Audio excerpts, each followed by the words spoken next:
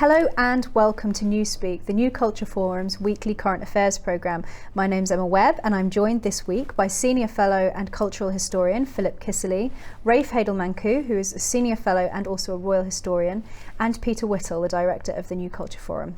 So this week in the news, where we've seen that the Tavistock Clinic, which for anyone who doesn't know what that is the gender identity clinic where a lot of children have been going to transition to being the opposite gender. And this week we've seen the news that actually finally, after a lot of pushback against this, they have been closed down. Yep. So I wanted to ask you whether you think that this means that the tide is turning, whether this is an indication that the pushback against this has been successful. Well, I mean, I think it is being successful, but I think there's a very long way to go, because this ideology, as we've discussed countless times on the channel, is so embedded. So it's like one good victory, if you like.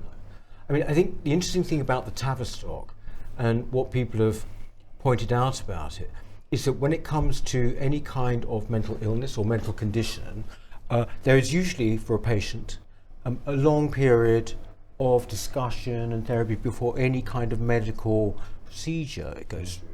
And I think one of the main problems with the gender ideology that we're talking about, and particularly in this clinic as I understand it, is that there was virtually none, or rather it was an affirmative thing. So you would talk about your belief that you were, in the wrong body or whatever it was, and it took very little for action to be expedited on that, which is terrible. I mean, we were speaking to recently James Esses, who is someone who's a therapist or a trainee therapist, and he particularly had the Tavistock Clinic in his sights, and he was saying that essentially it was not unlike, you wouldn't recommend liposuction to an anorexic immediately, just to help them along, but that's effectively what was happening. Wasn't it in also practice. It was the Tavistock Clinic that was it was reported that the clinicians there had said that they joked that there was an ongoing joke that there wouldn't be any more homosexuals left. And the concern was actually that whilst some people were arguing against what they call trans conversion therapy, which is basically anything except affirmation, that the reality is that what they were actually doing at the Tavistock Clinic was, and this is what the concern was, is that they were actually performing a kind of conversion therapy because a lot of these children may have turned out to be gay if they hadn't been messed with. Yeah, but it's not just the Tavistock. This is across the board. I mean, I don't know about schools, but it's across the board. Essentially, it's looking at a young kid, who, say, like, take a boy who likes playing with dolls, who maybe quite effeminate or whatever, is not a rowdy kid, doesn't like sport, and saying, well, actually, these are all the characteristics of a girl. Maybe this little boy is really a girl, and then basically starting the whole process, on that basis. I mean, I don't know, but we would spend ages, in the 1970s saying, in the 1980s, a gay person is not just a gay man is not just a woman trapped in a man's body. This is one of the oldest ones. This is what used to be said. You're just a woman in a man's body. Well, we've gone right back progressively to that situation. Yes, well, it's worth noting that Iran has the second highest number of sex changes after Thailand.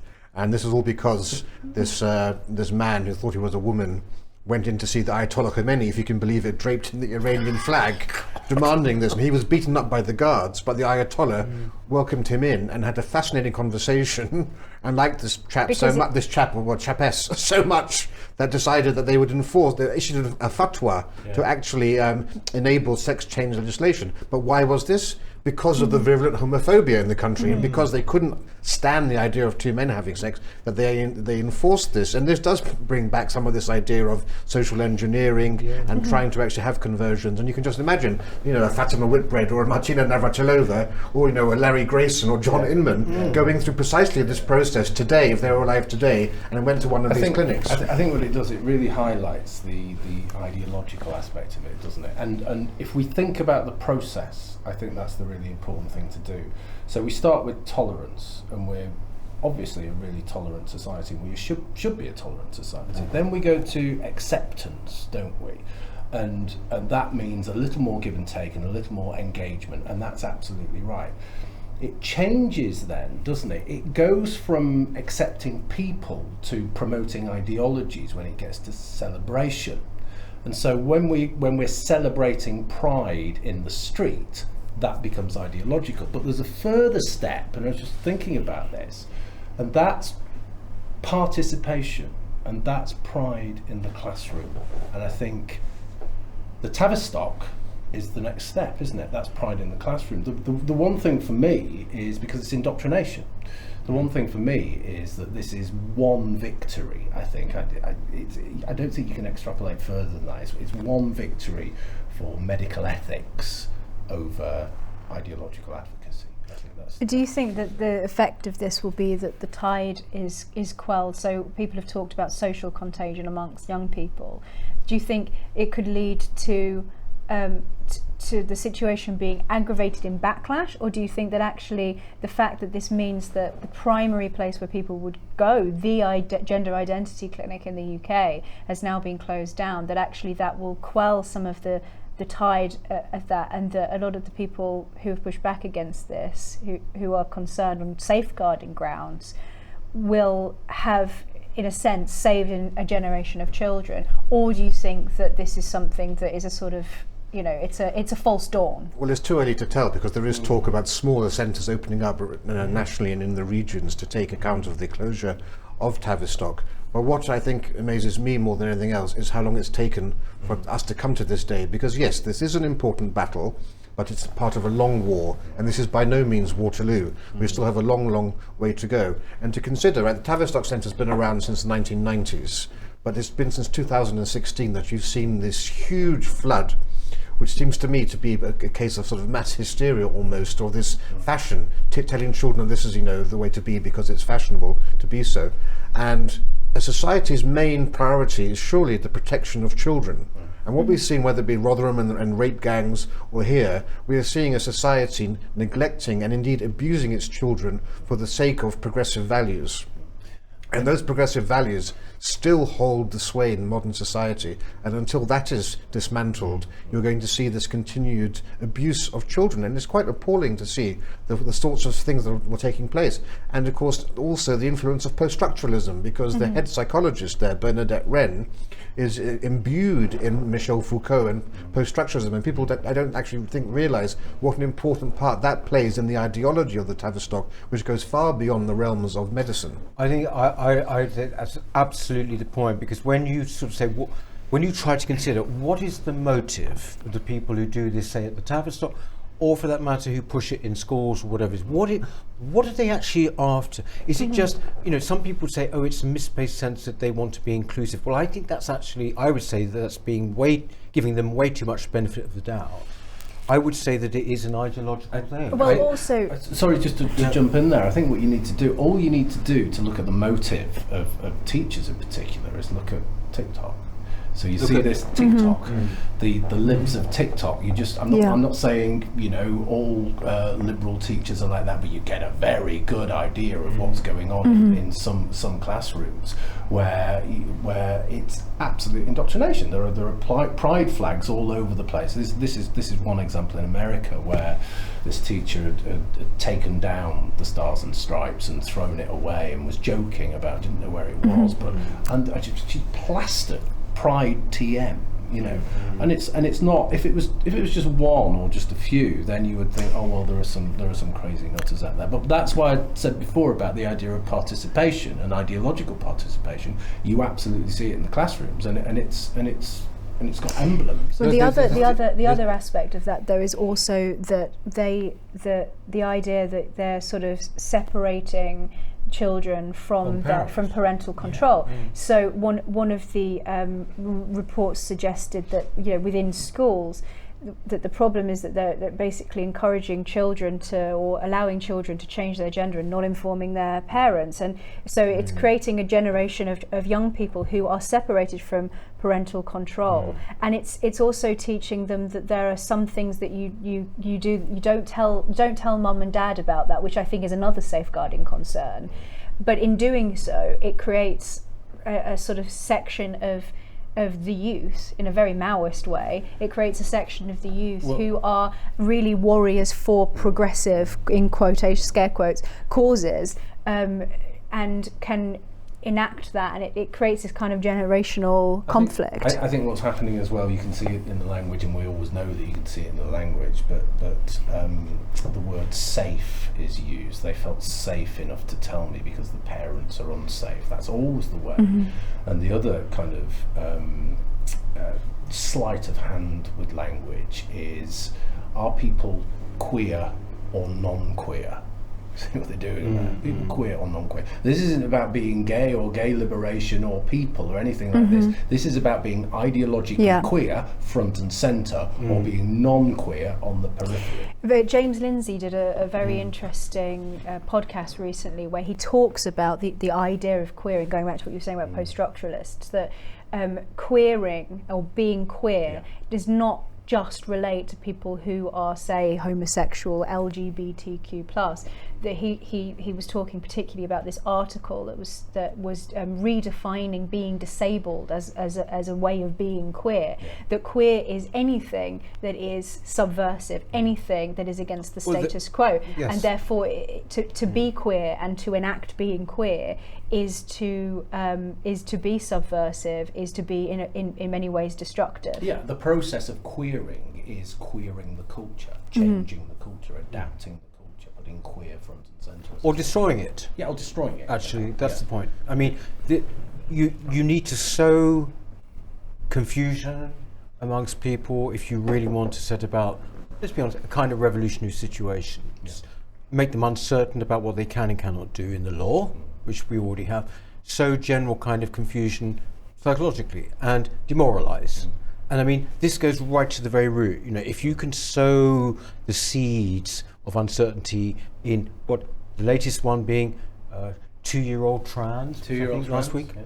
You know, essentially that is what it is, a form of cultural Marxism. It's an overused term. And they might not even all be conscious of it, but that is what. And you mentioned Stonewall, and it's interesting how it closely involved mermaids has been with the Tavistock, and in just the same way that we've seen this insidious influence of Stonewall throughout NGOs and government organisations, etc., mermaids has played a similarly influential role, and the questions haven't been asked about this enough, I think, and we've heard now that mermaids is taking the LGBT alliance. They're questioning their charitable status. I think questions should be raised about the charitable status of mermaids. And did you see also that I think it was last week that there was a real pushback against Drag Queen Story Hour, and some parents basically stormed it, and the person who runs Drag Queen Story Hour, I think it was, or maybe it was the organisation that organises these things, actually responded to complaints by fundraising for mermaids. So again, the question that was being asked over that was, why is it that parents want drag queens to read to their children? What is it about specifically, you know, drag queens? Why drag queens as a form of children's entertainment? And again, it's almost like something that parents think this is not really something that I feel is appropriate to go into a child's space, but it's that feeling of subversion again, that to have something that has been associated with adult nighttime entertainment and burlesque and bawdy jokes and things, and to be very clear, distinguishing it from, say, panto dames, which is more innocent, family-based form of entertainment, that there is something that is almost ultimately subversive when it relates particularly to children. It's not queer as folk. Yes. No, it's extraordinarily. I mean, if you mentioned TikTok, right? You see some of these clips on social media of some of the drag queens, particularly in America. I mean, actually becoming really quite explicit. You know, there's one going around at the moment where this black drag queen displays his genitals to these kids. You know, and you see their reaction as well. You see their reaction of shock, but don't know what to. More to the point, who are the parents who take along and clap and encourage a kid to get up and dance for money, which is another one that's happened. Who are these parents to do this? You know, one of the I think it was the British Library, they were hosting some kind of children's drag reading event, and it was talking about a particular drag queen, and the way that it was promoted was that the sentence said that it would have it would have the audience something like gagging for it, like using explicitly sexual language. Open your hearts, open your legs. That was another one. And I did a debate on Talk TV with one of these trans activists about that specific story, and he said, well, that's for the parents. It goes over the kids' heads. I think one of the things we've done as a culture is fetishise the revolutionary. And I've talked about this before, it's all about marching forward, change, and if you're conservative, certainly among urban, the urban elite, you're somehow frowned upon and laughed at. But we've got to a stage now, or those people have got to a stage, where the revolution is so grotesque, they've actually only just realised that it's there and where it is, and it's too late for them to step back now. And as we've said before on this show, they're sacrificing their children at the altar. It's almost at the altar of being cool. It's that stupid. There are moments of madness in societies and mass hysteria, and I think we will look back upon this trans period as one of those moments when medical practitioners abandon any belief in objective truth for truths, and who actually deliver medicines, puberty blockers, without knowing the long-term impact. And now we're hearing that actually these untested puberty blockers, by suppressing sex hormones, those hormones are actually critical to the development of the brain in the decision-making process, in judgment, and into the maturation of a human being into an adult.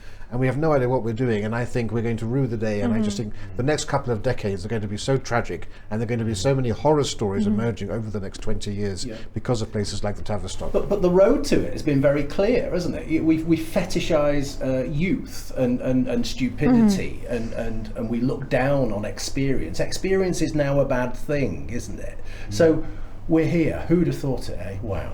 Also, sorry, Emma, the biggest sin is to be judgmental. Yeah. In any way, you can't pass judgment. Yeah. So if you can't pass, that goes throughout the whole legal system. Yeah. But certainly if you're not with a case permissive, like this, you're a square. Yes, so exactly. while we're travelling down this particular path, also in the news this week, a former veteran, a former soldier, Darren Brady, was arrested by Hampshire police for retweeting the meme that Lawrence Fox had posted of the Progress Pride flag. I think that's what it's called now, rearranged in this to be the symbol of a swastika, and it, very ironically, the police therefore turned up, and they had initially said to him that if he were to pay £80 to go on what was essentially a re-education course, then it would be, I think it was downgraded to a non-crime. But if he decided not to, they would come back after a certain period of time, and they did. And the guys from the Bad Law Project, so Lawrence Fox and Harry Miller, were there waiting when the police came, and they also arrested Harry, accusing him of trying to obstruct the police officers. And now the PCC has come out and really thrown the Hampshire police officers under the bus and said that this was concerning. But there's a video of the police officer saying to this man who, they were pointing out, what crime is he being arrested for here? They didn't seem to know what crime they're arresting him for. And he said that it was because somebody had been caused anxiety by him having posted this. And the PCC herself made the point that actually they're not solving burglaries and other serious crimes, but they had time to turn up twice to this man's house because he'd simply posted a meme on social media. But how ironic is it that the point that was trying to be made by that meme in the first place was that they require you to be part of this ideology, and that they try to stamp out anybody who disagrees with them. And then in posting it, he has these police officers turn up to his house, and as Lawrence Fox said, behaving like the Gestapo. I think one of the interesting things was just watching the video. It was a car crash. The officers, the way they behaved, they didn't know what they were doing. I think it was Harry Miller who was asking all the right questions, and you just saw it was like unpicking a hem. The whole of the judicial, what they should be doing, just completely fell apart, or law enforcement, I should say, just completely fell apart. And if you would have asked them any questions about any of it, they just wouldn't have known what to say, because they couldn't respond to the procedural things. He was talking about procedural things. Well, you should have, you should have given them a course. You should have done this. You should have done that. If you're going to say this and you're going to say that. And they were just all at sea. They've gone rogue. They're behaving outside of the bounds of the law. It's the same with the College of Policing. Well, they were unaccountable as well. The more we see of that, the better it is, I think. The more we see of that, definitely the better. It was very funny that Harry, when he was arrested, was asked if he had anything that could harm himself or the police officers, yes. and he said, "My sharp, wet knowledge of the law." But I think this is a very important story, because a lot of people, particularly on the right, think that now we're living in an age of immorality, that this is an immoral age. It's not an immoral age. There's a new set of morals. This is a post-revolutionary society, and the current establishment has now dictated and redefined what is and what is not moral. And disagreeing with the pride flag and all that progressivism stands for is now held as immoral. Just the same way as in the 1950s, the Lord Chamberlain could censor things, and you weren't allowed to pub. You had Lady Chatterley's lover. There was censorship in the past. Now we're having a new establishment saying that these are our new standards. And it's interesting to contrast this with what happened in Poland 3 years ago, when the police came to arrest an artist who painted one of the most sacred icons of Poland, Our Lady of Częstochowa, Madonna and Child, but with the halos as the pride flag.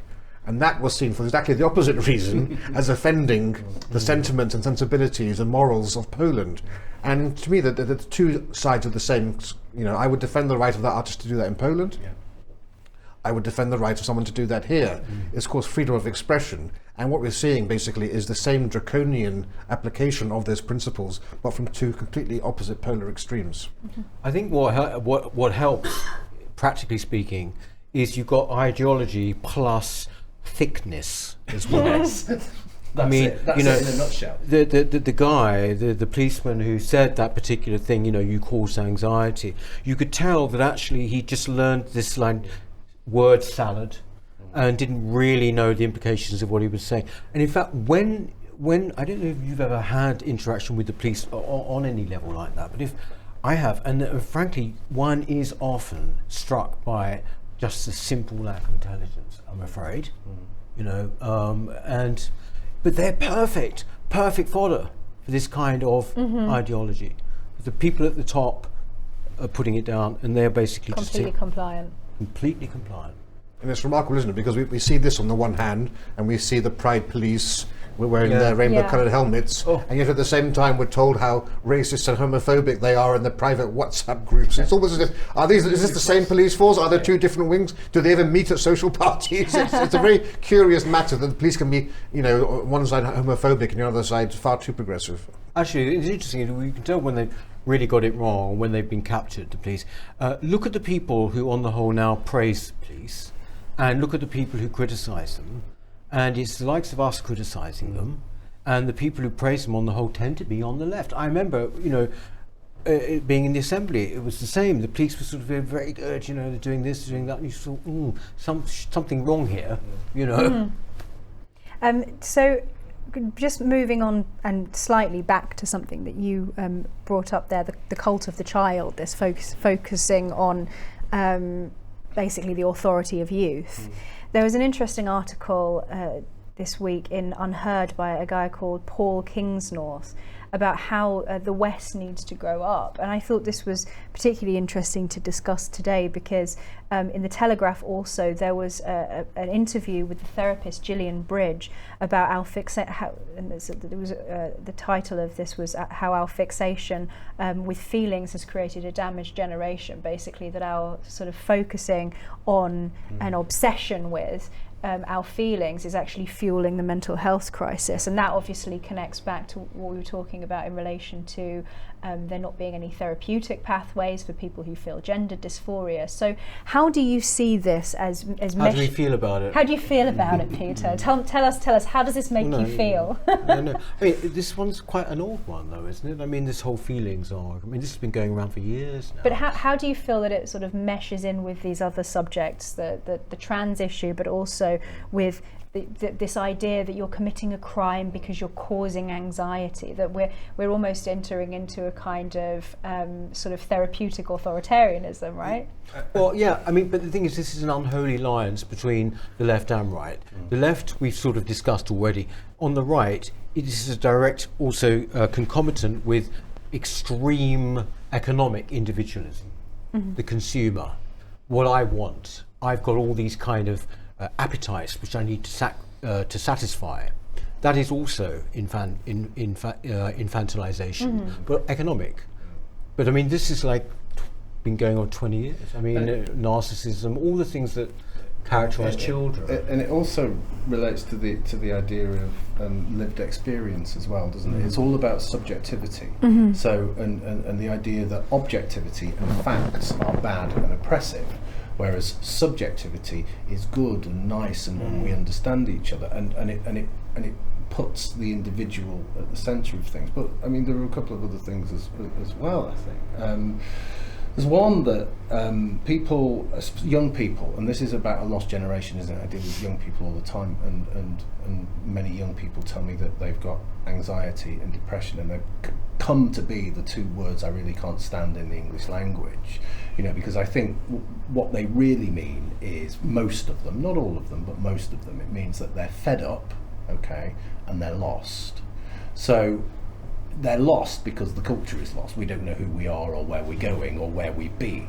Okay, so if they get, and I don't want to sound like Jordan Peterson here because he does it much better, but if they get some kind of responsibility and some kind of agency and some kind of direction in life, then they'll immediately solve the latter thing, and they they won't be fed up anymore because they'll be too busy. But we don't do that, because there's a whole industry, and it's not just a clinical industry, it's in the universities, it's in all of the organisations, the support systems, in all of the cities around the country. Half of the population in the smaller cities are employed by universities, who have great big departments which are HR and dealing with depression and well-being and all of that, and it's a great big, it feeds on itself, I think, and it's a very complex organism, and to break it down, you can't just say it's one thing or it's another thing. You have to kind of go at it at a very deep level and think about culture and society and where it's come from. It's like the other thing I was saying, where does this come from? How can we dismantle it? And that's just some of the things that I come across every day. Do you think that the permissiveness that you were talking about, that this inability to be judgmental or to even be assertive about what you believe to be objectively true, that this is partly because there are no adults in the room, because we've become an infantilized society? Yeah, absolutely. The society is infantilized and coddled, as has been said before. But it's also about this idea. I mean, feelings have become so entrenched, and it's not just. It is the institutions, but it's everything from watching Oprah Winfrey, all these middle-class women in the audience who ooh and ah and cry when some famous celebrity moans about a girlfriend breaking up, or it's Lorraine on ITV. Every part of our culture is focused on me, myself, and I, and it's this narcissistic inward-lookingness. And I think, in that article, it actually showed that people who are altruistic, who are concerned about other people, tend to live longer. People who are obsessed about themselves get early onset dementia. I mean, these things have clear health factors towards them. There's an ethical component. Now look, Swedish children are some of the most depressed children in the world. But Sweden is one of the world's safest, richest countries to live in. Why is that? It's because Swedish children, under the education system, are always being asked, are you depressed? Rank your depression on a grade of 1 to 10, or in this country it's an amber light system. Once you're focused on this, and you have no way of actually saying what is depression really, you've got nothing to tie it to, it's just your own feeling of depression, of course you're going to say that you're more depressed. And yet you have Bhutan, which doesn't have the luxury of a first world existence, as ranking as the world's most happiest country, a country free from all of the capitalistic commercialism that we have in the West. We need to disconnect ourselves from that, and people need, as you were saying, they need a sense of direction, but they also need a sense of place in society and a notionally understanding of history and their place in history. And if you put them into that context, they can then better put their lives into perspective. Apparently, just to develop that further, apparently the happiest people in this country are conservative men. Conservative men. Is it conservative men or conservative women? I can't remember now. But it's conservatives, and liberal women are the unhappiest, apparently. Very believable. But actually, just talking about specifics of groups who will be really depressed, it's always the same group. It's always the people who emblazon BLM and Pride and have green hair and half of the head shaved. They because they're inward looking. And they look, and not only are they inward looking. There's nothing there when they look in, because they have to. Well, it's tragic. They have to latch on to these things, the latest thing and the latest cause, because they're not grounded. But there's no themselves. furniture, because their identity is off the shelf. Yeah, their Also, identity. I think that's a really good way of putting it. we've lost the sense of. It sounds terribly melodramatic, but the tragic element of life. Yeah. And so we sort of think that if we're just even slightly not happy, that there is something wrong. And all these things have been pathologized. I mean, it's not natural to be happy, actually. Sorry, that sounds terrible. I mean, it doesn't it? But happiness is sort of something that happens, and it's wonderful if it does. But life is hard and tough. I think people in Eastern Europe, for example, still have that sort of sense because of what they've gone through. That sense of tragedy. Yes, they have got that. Whereas we now somehow feel that we are owed happiness. Do you think that's also because Whatever that is. the things that make you truly happy are things that require risk? In order, so if you are in love with someone, you're at risk of losing them. If you want to pursue a goal, there are risks associated. And so what I mean is that because we live in this coddled society, that people feel anxious and too afraid. They lack the courage to pursue the things in life that are really truly important.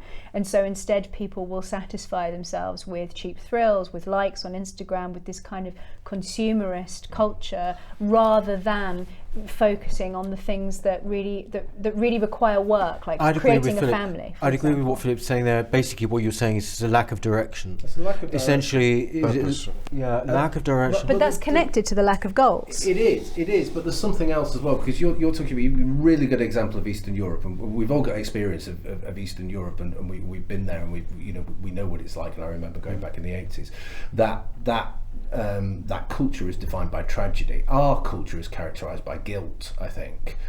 We're guilty about everything, or not us. I mean the mainstream dominant culture is guilty, and that is a breeding ground for all of these pathologies we're talking about. But I do agree with you in a way as well, Emma. I think that the society is so risk averse that people sit back and will have likes rather than go out and put the effort in and to create a real life for themselves. You see this actually in a perfect example, if you look, is that I don't know what the statistics for marriage are now. I think aren't they some of the lowest I think that there have been in this country today? People getting married, right? The point of getting married, to death us do part, love, blah blah blah.